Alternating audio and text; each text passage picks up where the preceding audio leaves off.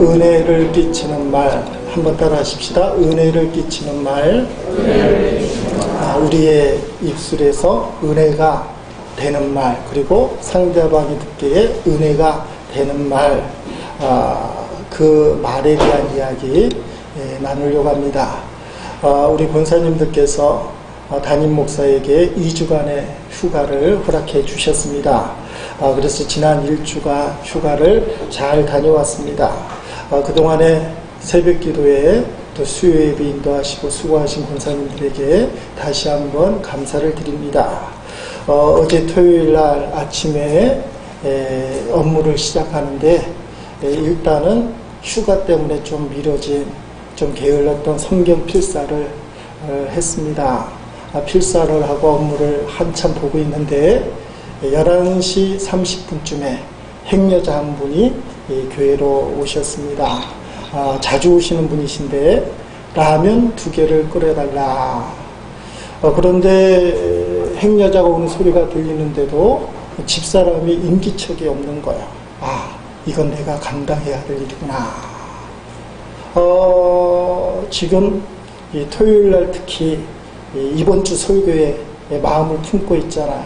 은혜를 끼치는 말. 은혜를 끼치는 말을 하기 위해서는 마음이 은혜가 충만해야 되는데, 하나님 내 마음에 은혜가 충만하게 없어서 일주일 동안 묵상하고 토요일날 집중해서 묵상하고 있는데 이런 일이 딱 닥치니까 짜증이 안 나는 거예요. 일이 많이 바쁜데 이분은 꼭 토요일날 11시 반에 왜 오실까? 이런 생각이 전혀 안 들고, 하나님께서 기회를 주셨다. 내가 이 행여자를 도와드리면 하나님이 제 사역을 책임져 주실 거다. 이런 믿음이 생기는 거예요. 그래서 행여자분을 식당에 앉혀놓고 프라이팬 같이 커다란 게 있지 않습니까? 이름이 뭔지 모르겠지만 거기다가 물을 넣고 라면을 이제 끓이기 시작하는 겁니다. 맛나게 끓여서 이제 그릇에 이렇게 붓는데 잘못 손잡이를 잡는 바람에 여기가 되었어요. 검지 끝에. 뜨거워 하면서. 근데 화가 안 나는 거예요. 내가 더 고통당하면 하나님은 더 크게 나를 도와주실 것이다. 이게 목사가 토요일날 되면 주일날 예배 때문에, 말씀 때문에 간절함이 있어. 화가 안 나고, 그래서 라면을 담고 행여자 식사 대접을 하는데, 일을 보는데 큰 불편함이 없어요. 컴퓨터 키보드를 누르고 일을 하는데 이 검지가 되었다고 해서 불편한 게 없어요. 바셀린도 있고 찬물에 식히기도 하고. 근데 조금씩 쓰려요. 근데 결정적으로 좀 아쉬운 때가 있는데, 밥 먹을 때 점심시간에 숟가락을 못 집는 거예요. 그게 하필은 다 여기 걸치더라고요. 숟가락도 이렇게 걸쳐야 되고 젓가락도 걸쳐야 되고.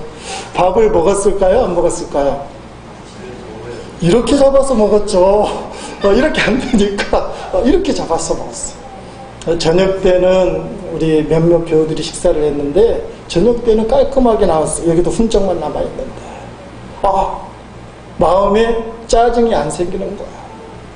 좀 쓰려도 할 건 다 한다. 가만히 생각해 보니까 제 마음이 어떤 마음을 먹고 있느냐. 매일 은혜를 끼치는 말에 대해 설교를 해야 되니까 어쨌든 내 마음가짐을 은혜롭게 만들어야 된다. 거기에 집중하느라고 어떤 일이 생겨도 은혜를 뺏기지 않으리라 작정을 하니까 11시 반에 행여자가 와도 짜증이 안 나고, 라면 끓이다가 손가락을 대어도 짜증이 안 나고, 숟가락을 잡는데 아리고 쓰리고 불편해도 짜증이 안 나고. 왜냐하면 은혜에 대해서 설교를 해야 되니까. 제가 그때 깨달은 것이 있습니다. 작정하면 주님께서 도와주신다는 거예요. 여러분, 오늘 언어 생활에 대해서 말씀을 드리는데 에베소서 4장 무슨 말씀이에요? 예수 믿고 거듭난 사람들, 옛사람을 벗어버리고 새 사람을 입은 사람들은 어떻게 하라? 거짓말 하지 마라. 화내지 말라. 분을 품지 말라. 도적질 하지 마라. 오늘은 조금 고난도의 언어 생활에 대하여 악한 말을 버리고 선한 말을 하라는 언어 생활에 대해서 우리가 살펴보게 됩니다. 그런데 문제는 우리의 삶 가운데 인이 박혀버린 언어 생활이 하루아침에 바뀔 수 있느냐? 정답은 안 바뀌는 거예요. 오늘 언어 생활에 대해서 거듭났던 우리들이 하나님이 기뻐하시는 선한 말을 끼치는 은혜로운 말을 하겠다고 결단한다고 하루아침에 언어 생활이 바뀌지는 않아요. 그러나 나는 할 수 없지만 내가 하나님께 작정하면 하나님이 도와주시기 시작한다는 거예요. 사랑하는 성도 여러분, 오늘 언어 생활을 듣고 내가 언어를 바꾸겠다, 거짓말이에요. 그러나 내 언어 생활의 문제점을 내가 알기에 내 언어 생활이 바뀌었으면 좋겠다.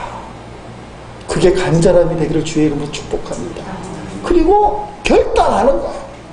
어저께 제가 내일 은혜에 대해서 설교를 해야 되니까 어떤 상황이 놓쳐도 어떤 환경이 다가서도 짜증내지 않겠다 했더니 정말 짜증이 난다. 기쁨이 생기는 거예요. 오히려 문제가 생기니까 이거 제대로 감당하면 하나님이 내일을 도와주실 것이다. 하나님이 크게 역사하실 것이다. 오히려 기대가 되는 거예요. 사랑하는 성도 여러분, 말하는 거 여러분 평생 동안 쌓여서 지금 말하는 게 됐잖아요. 이걸 어떻게 하루아침에 바뀔 수 있어요? 그러나 오늘 말씀을 듣고 나는 할 수 없지만 내 혀를 길들이시는 하나님이 주장하시며 내 언어 생활이 바꿀 것이다, 내 언어 생활이 바뀔 것이다는 기대, 그게 소원이 되고 갈망이 되면 하나님 그 마음을 지켜주시고 어느 순간에 남을 비판하고 정죄하고 욕하고 깎아 내리고 절망의 말을 했던 그 입술이 기뻐하고 감사하고 남을 살리고 남을 세워주는 생명의 말로 바뀌는 것을 우리가 반드시 보게 될 거예요. 그러니까 우리 마음속에 따라합시다. 내 언어를 변화시켜 주소서. 간절함이 있어야 돼요. 그러면 하나님께서 역사하신다는 겁니다. 자, 오늘 본문에 보니까 하지 말라 그리고 하라는 내용이 있어요. 전반부에는 하지 말라는 말씀이 어떤 말씀이십니까? 무릇 더러운 말은 너희 입 밖에도 내지 말고, 그렇게 돼 있어요. 더러운 말은 입 밖에도 내지 말고. 여기서 더럽다라는 말은 그냥 이야기하다가 본의 아니게 가볍게 실수하는 이 부정적인 말, 나쁜 말, 그런 걸 의미하진 않아요. 대화하다가 실수하다가 잘못할 수도 있어. 근데 여기서 말하는 29절에서 더러운 말은 악의를 품고 고의적으로 남의 험담을 하는 그런 이야기, 상대방을 무너뜨리려고 하는 악의와 고의성 있는 그런 이야기, 그 작정을 하고 하는 나쁜 말이에요. 그냥 친구 사이에 재미있게 하다 본의 아니게 이제 쌍욕이라 하고, 우리 경상도 학생들 좀 심하잖아요. 그런 것을 본문에서 얘기하는 이 더러운 말이라고 얘기하지 않고 작정을 하는 거예요. 그 사람을 무너뜨리고 교회를 무너뜨리려고 하는 험담, 악의에 찬 소문, 고의적인 이야기들. 자, 본문은 그렇게 이야기하지만 우리가 일상적으로 쓸 때는 상대방에게 불쾌감을 주는 이야기, 기분 나쁘게 하는 이야기, 그런 말들을 다 더러운 말에 들어갈 수 있어요. 여러분, 안 좋은 말을 하는 것보다 차라리 침묵하는 게 좋아요. 그래서 침묵은 뭐라고 얘기해요? 침묵은 금이다. 여러분, 예배 시간에 침묵하면 금을 갖고 있는 거예요. 가만히 있으면 중간 정도 가는데 아는 척 하느라고 한마디 했다가 어떻게 된다고요? 꼴찌예요, 꼴찌. 거꾸로 하는 바람에. 가만히 있으면 아무것도 모르는 무지가 티나지 않을 텐데 아는 척 하는 바람에 이제 무지가 드러나고 창피를 당하고 그런 경우가 있어요. 여러분, 말 실수를 안 하는 방법 중에 하나가 무엇이냐? 기도하는 것이 중요합니다. 사람들에게 말을 가볍게 하기보다는 하나님 앞에 먼저 기도하는 훈련. 성숙한 성도는 기도의 사람인데 사람들 향하여 말하기보다 하나님을 향하여 말하는 것, 기도에 익숙한 사람, 그게 성숙한 성도예요. 목사의 설교도 마찬가지입니다. 설교가 말하는 거잖아요. 하나님 앞에 말을 충분히 하지 않고 여러분에게 말을 하면 이게 들통이 나는 거예요. 세상 말로 하면 영빨이 적은 거예요. 목사가 말은 잘하는데 그러면서 고개를 기우뚱기우뚱 하는 거예요. 하나님 앞에 충분히 기도하면 짧은 말을 하더라도 그게 성령의 역사가 나타나요. 그래서 제가 예배 시작 전에 강단 앞에서 무릎을 꿇고 기도하는 이유가 거기 있어요. 교인들을 향해서 말하기보다 하나님 앞에 말을 합니다. 성도들도 아무리 급해도 사람에게 이야기하기보다는 하나님 앞에 이야기하는 훈련, 하나님께 먼저 말하는 훈련, 이게 상당히 중요해요. 휴가 기간 중에 수요 예배를 광명시에 있는, 경기도 광명시에 있는 광명교회에 가서 예배를 드렸습니다. 그 광명교회는 저희 외사촌 형님이 51살 같은데 올해 목사 안수를 받으셨어요. 목사 안수를 받고 부교역자로 섬기는, 부목사로 섬기는 그런 교회입니다. 그 교회 갔더니 담임 목사님을 자랑을 많이 하시는데 말씀을 붙들고 말씀대로 살려고 애쓰는 그런 목사님이에요. 그래서 이 목사는 건강해야 된다 생각을 해서 새벽 기도 안 해요. 심야 기도 안 해요. 목회자들, 교육자들이 아침 9시에 출근하면 옥상에 올라가서 1시간 반 동안 운동을 한대요. 그리고는 업무 지시를 안 해요. 알아서 해야 되는 거예요. 목사는 신이 나는데 여러분은 왜 새벽 기도도 안 하지? 심야 기도도 안 하지? 역시 우리 교회 체질에 우리는 일주일 내내 새벽 기도 꼭 합니다.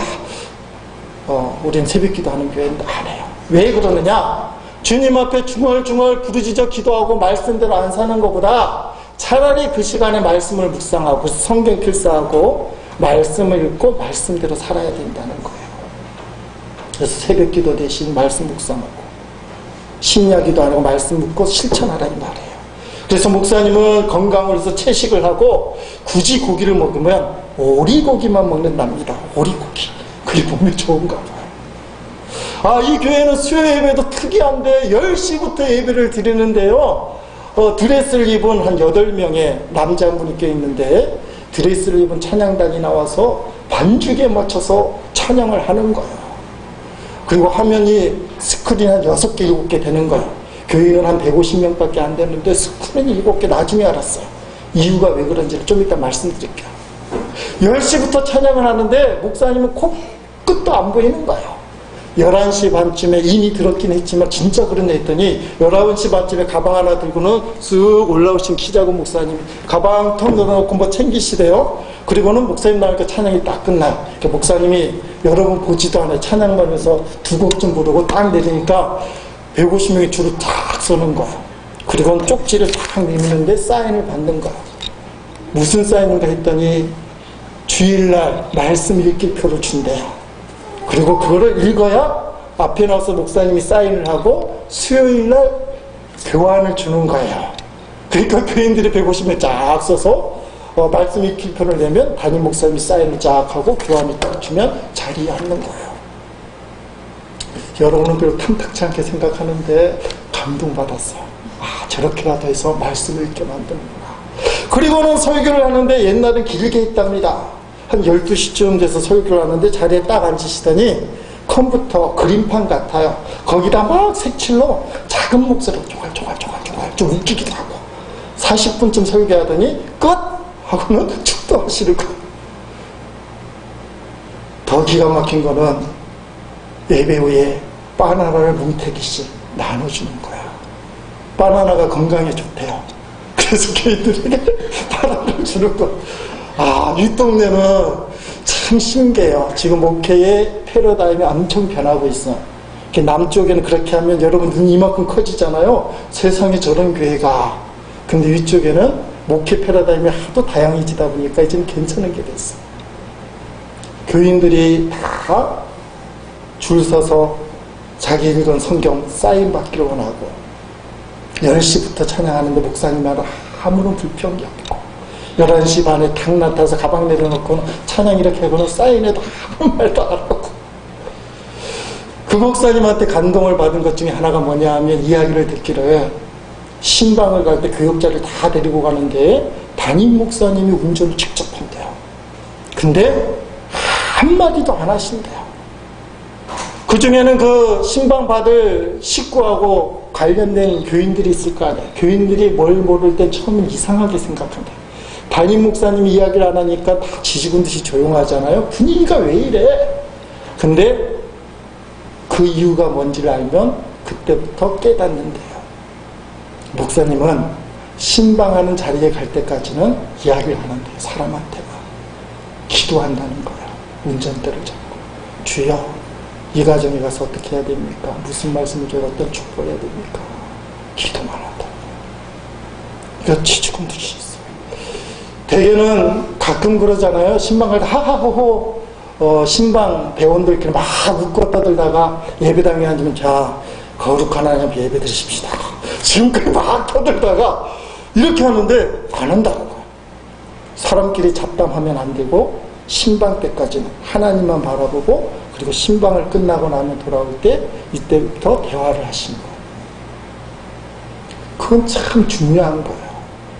하나님을 마음에 품고 하나님을 생각할 때 쉬운 이야기를 안 한다는 거예요.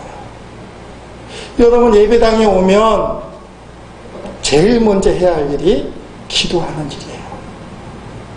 근데 교인들이 안 해요. 광명교회는 솔직한 교회입니다.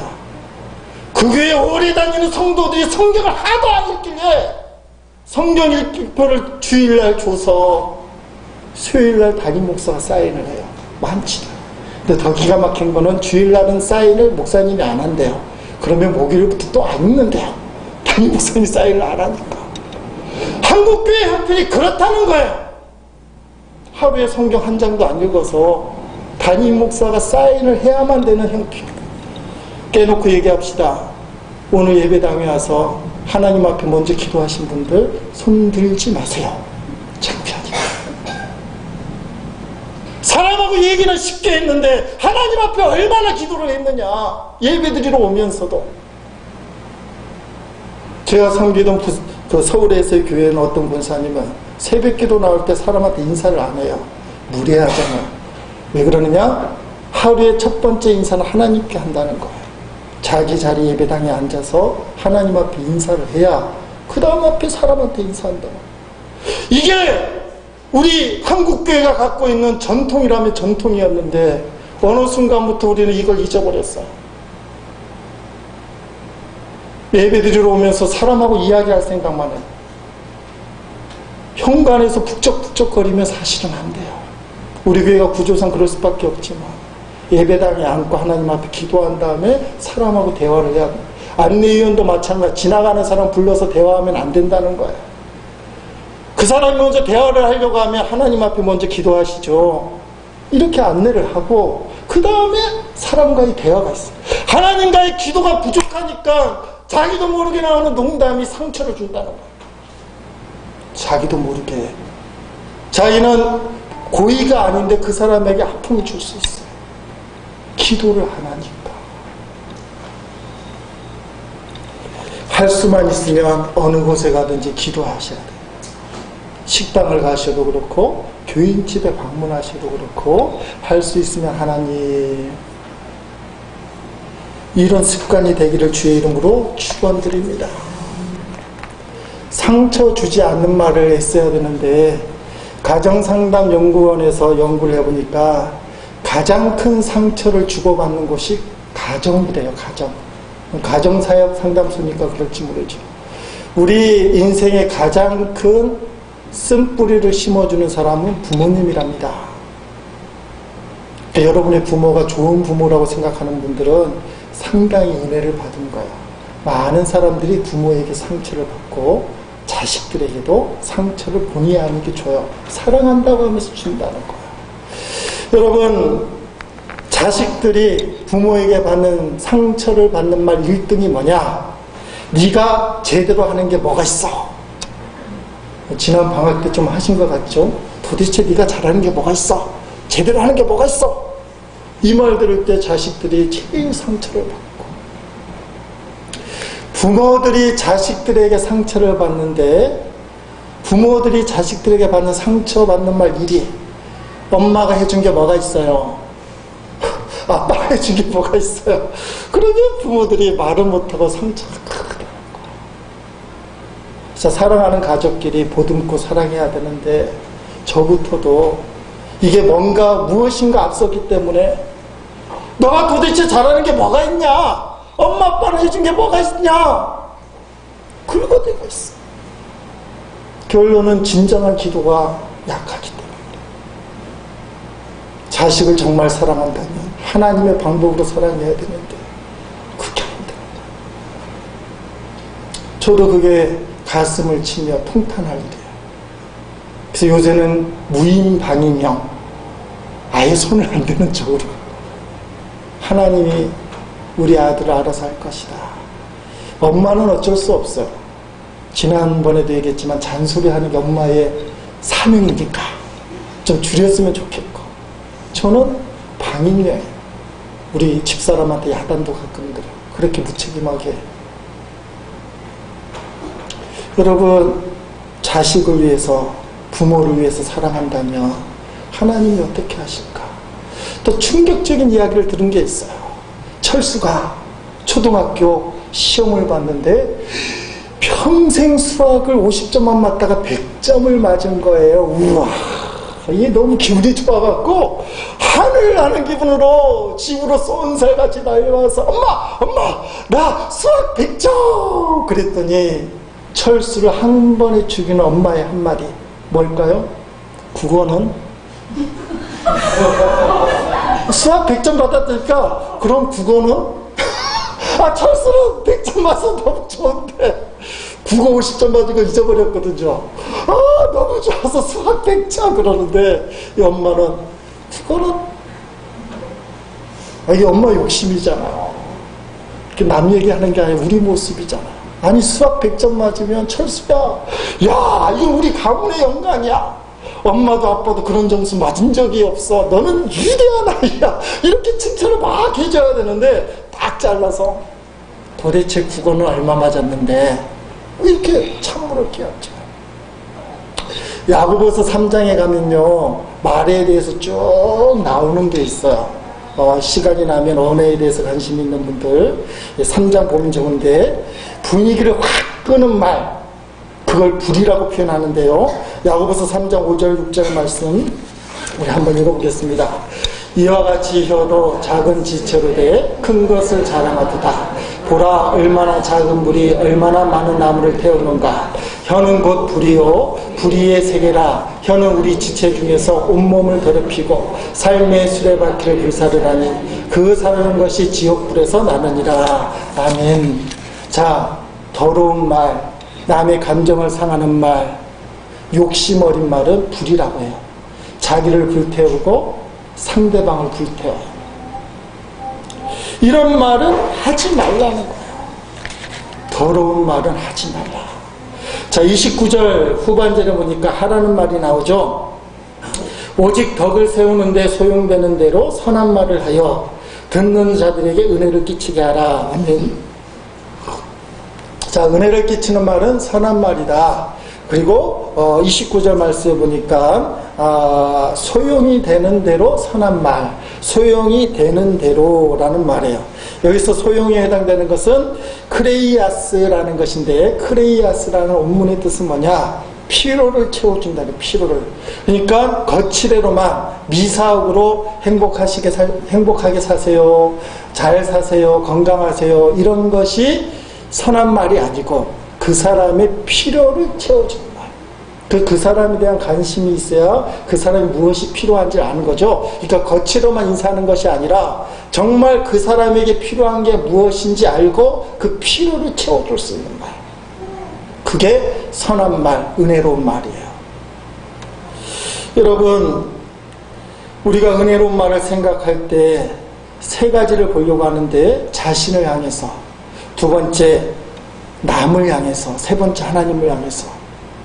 자신을 향해서는 긍정적인 말을 해야 돼요. 나는 하나님이 창조하신 최고의 걸작품이다. 따라합시다. 나는 하나님이 창조하신 최고의 걸작품이다. 그래서 어떤 상황, 어떤 환경에서도 나는 쓰러지지 않는다. 오뚜기처럼 일어선다. 왜냐하면 하나님이 함께 하시기 때문에. 그래서 감정이 상해도, 육체가 아파도, 환경이 나빠도 나는 일어서리라. 하나님 때문에. 미국에서 있었던 일인데, 적극적인 사고방식으로 유명한 노만 빈센트 필 목사님, 조윤규 목사님 설교 때 한 이야기라 많이 들은 이야기예요. 이 필 목사님에게 52세의 중년 신사가 찾아왔습니다. 이유는 사업을 부도맞아 확 망했는데 친구가 이 필 목사님 찾아가 보라는 거예요. 그래서 이 신사가 필 목사님을 만나자마자 이렇게 이야기하는 겁니다. 저는 모든 게 끝이 나고 말았습니다. 목사님, 아무것도 할 수 없습니다. 이제 남은 것은 아무것도 없기 때문에 그렇습니다. 모두가 사라졌습니다. 나이도 많아서 이제 더 이상 재기할 수가 없습니다. 그는 이미 초점을 잃었고 무기력 상태에서 모든 걸 포기한 상태로 이 필 목사님을 만나게 되었어요. 근데 필 목사님 입을 엽니다. 그렇다면 선생님, 이 시간 당신의 귀중한 재산이 얼마나 남아있는지 한번 찾아보십시다. 그 신사가, 아니 나에게 남은 건 아무것도 없다는데 나에게 남아있는 재산이 도대체 뭐냐고 그걸 찾아본다고 하십니까? 그랬더니 공책과 연필을 꺼내고는 필 목사님이 한번 찾겠다고 해서 묻는 겁니다. 목사님 묻습니다. 부인은 계신가요? 아, 예, 우리 마누라는 30년 동안 저를 떠나지 않고 지금도 같이 있습니다. 자식은 혹시 있습니까? 예, 세 자녀가 있는데 다들 건강하고 잘 자라고 있습니다. 그러면 친구는 있습니까? 예, 주위에 몇몇 절친한 친구들, 지금도 나를 도와주려고 애쓰는 친구들이 있습니다. 그러면 선생님 건강은 어떠셔요? 예, 지금까지 살 동안 큰 병 걸리지 않았고 병원에 입원하지 않고 지금까지 그럭저럭 건강하게 살아왔습니다. 그럼 선생님 저를 찾아왔는데 제가 목사인 거 아시죠? 하나님 믿습니까? 네, 하나님도 믿긴 믿지요. 그랬더니 필 목사님이 공책에 쓴 거를 보더니 아직 선생님에게 남아있는, 저하고 대화하면서 남아있는 재산 목록이 이런 거군요. 첫째, 훌륭한 부인이 있군요. 사랑스러운 자녀가 3명이나 있군요. 의리 있는 친구가 있군요. 건강이 있군요. 하나님 믿는 신앙이 있군요. 이 신사는 사업이 망해서 없다고 남은 게 없다고 몽땅 사라졌다고 왔는데 목사님하고 대화 중에 자기에게 엄청난 재산이 남은 걸 알게 됐어요. 부인과 자식과 친구들, 건강, 그리고 신앙. 이 정도 있으면 다시 재기할 수 있지. 초점을 잃은 눈빛이 환해지면서 다시 세상을 향해 달려갔습니다. 그리고는 들리는 소문에 의하면 성공했다고 그래요.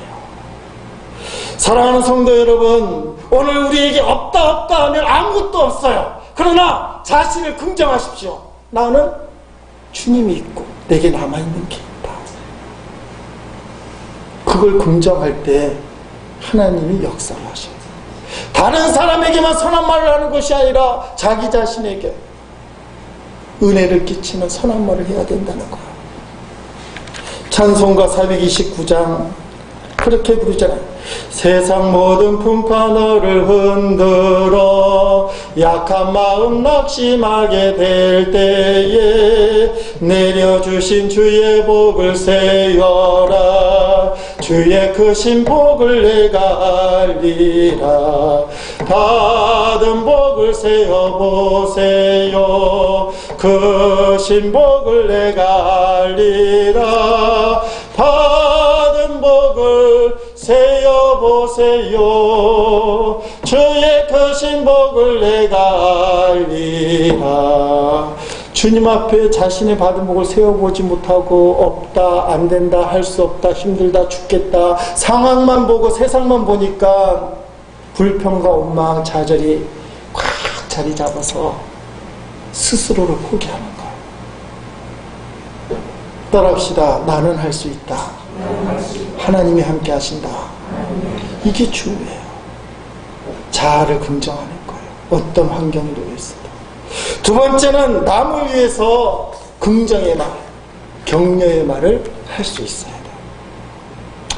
우리 누님이 메시지를 보내줬는데 웃으라고 어떤 할머니하고 할아버지가 나들이를 가게 됐답니다. 나들이를 가는데 꼬부랑 할머니가 좀 피곤하니까 영감 나 좀 업어가 줄 수 있어? 그 할머니 잔소리 대단하잖아요. 할아버지는 업기 싫은데 후안이 두려웠어. 어쩔 수 없이 할머니를 덜컥 업었어요. 할머니가 업혀가는데 미안한 마음이 들어서 뭐라고 얘기합니까? 내가 좀 무겁지. 할아버지 하는 말이 무겁긴 무겁지? 무겁지 않다고 얘기를 해야 되는데 그 할머니가 왜? 머리는 돌덩어리지 얼굴은 철판이지 간땡이는 부었지 무거울 수밖에 없지. 할머니가 한 번 먹었어요. 저 나들이 끝나고 돌아오는 길에 할아버지가 돌에 넘어져서 부상을 입었어. 할아버지가 좀 왜소한가 봐. 할아버지가 내가 걸을 수 없으니 할멈 나 좀 업고 가지. 그 할멈이 지난 일도 있고 해서 미안하니까 할아버지를 업었어. 할아버지도 미안하니까 어떤 생각이 드냐. 내가 무겁지 하면 아까 한 말 똑같이 할까봐 내가 좀 가볍지 그랬더니 할머니 하는 말이 가볍지 그러는 거예요. 왜 가볍지? 머리는 비었지, 입은 싸지, 허파에는 바람이 불었지, 가득 차있지. 그러니 가볍지 그러는 거예요. 가는 말이 고와야 오는 말이 곱습니다. 따라합시다. 가는 말이 고와야 오는 말이 곱다.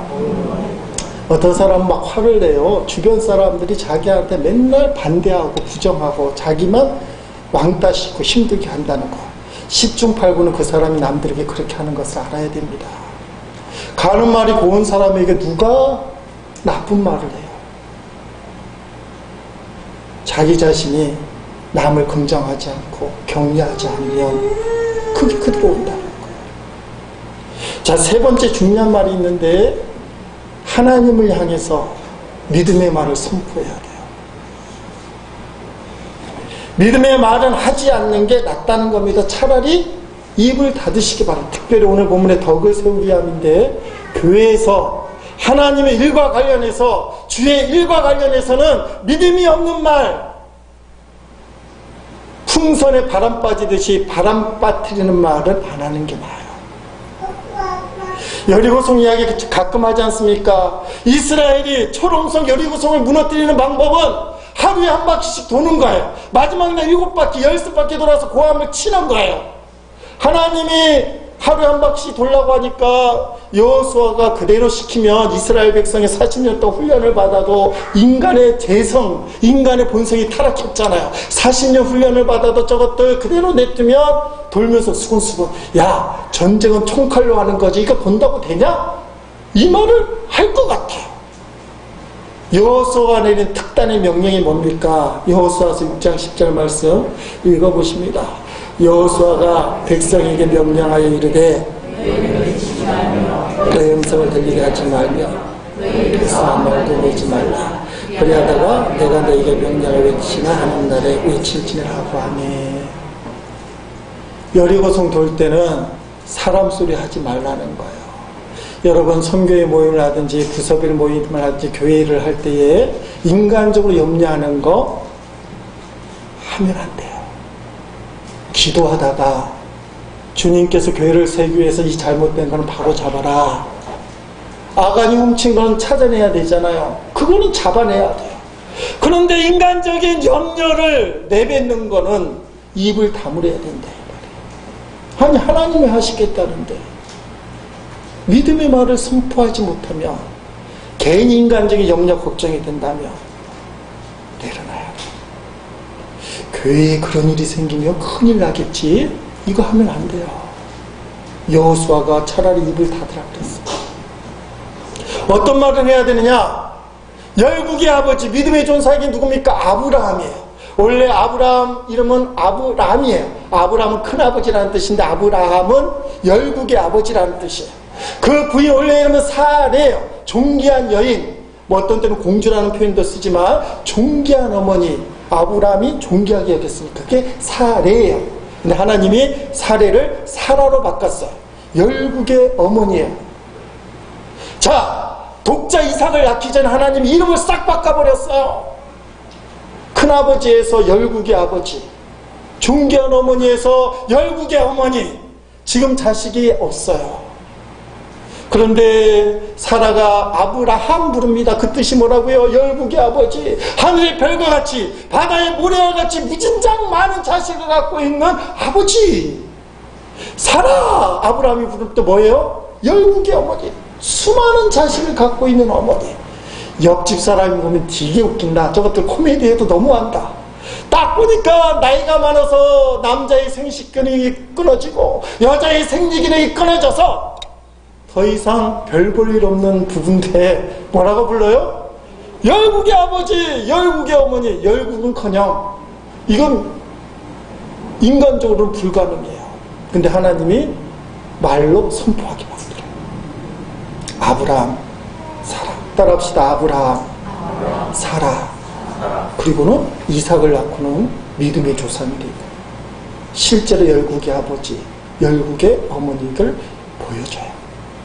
이게 하나님의 믿음의 역사, 언어의 역사예요. 사랑하는 성도 여러분, 오늘 우리가 믿음의 말을 해야 돼. 사실대로만 얘기하는 게 정직한 게 아니에요. 불신자들은 자기가 거짓말 안 한다는 것을 큰 문장처럼 얘기해요. 술 먹고 하는 첫마디가 나는 거짓말은 안 해.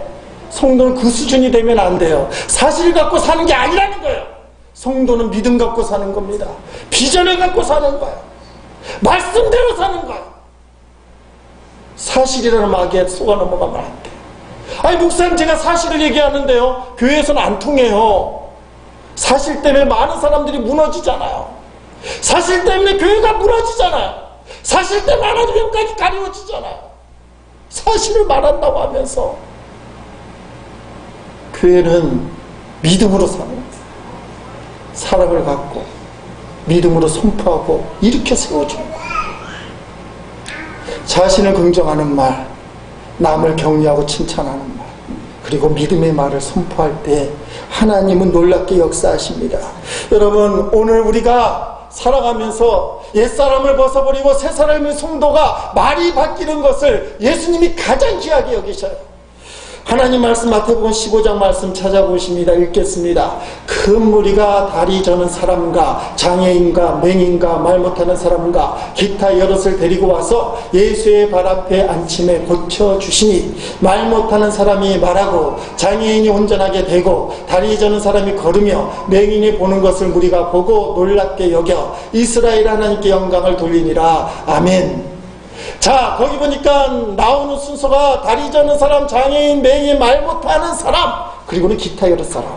근데 고쳐주는 순서가 첫 번째가 뭐예요? 말 못하는 사람이 말하고, 이게 제일 마지막에 보니까 이스라엘 하나님께 영광을 돌리니라. 자, 어렵고 힘든 사람 순서대로 얘기하는데 첫 번째 고침받는 최고 우선순위가 누구냐? 말 못하는 사람이 말하는 거예요. 부정한 말을 하는 사람이 제대로 말을 하는 거예요. 이게 하나님께 영광을 돌린다는 사실입니다. 우리의 언어가 새로워지면 하나님의 영광이 드러납니다. 우리의 언어가 새로워지면 우리의 언어, 말하는 모습을 통해 불신자가 예수를 보게 되고 전도를 하게 된다는 거예요. 너의 말에 소금을 치라. 맛깔나게 말을 하는 훈련. 사랑하는 성도 여러분, 언어 훈련은 하루아침에 안 되는 건 사실이에요. 그러나 불가능한 것은 아니에요. 나는 할 수 없지만 우리의 언어가 그렇게 바뀌기를 원하시는 주님께서 우리가 작정을 하면 반드시 도와주셔요. 말 실수 때문에 많은 사람의 상처를 주고 가족들에게 아픔을 주는 이 언어, 내 잘못된 언어를 주님께 맡기겠습니다. 내 언어를 바꿔주십시오. 하루아침에 못 바꾼다 할지라도 주님은 바꿀 수 있습니다. 내 힘으로는 안 되지만 내 언어 생활을 주님 바꾸어 주십시오. 여러분의 언어 생활이 날마다 바꿔지시기를 주님의 이름으로 간절히 축원드립니다.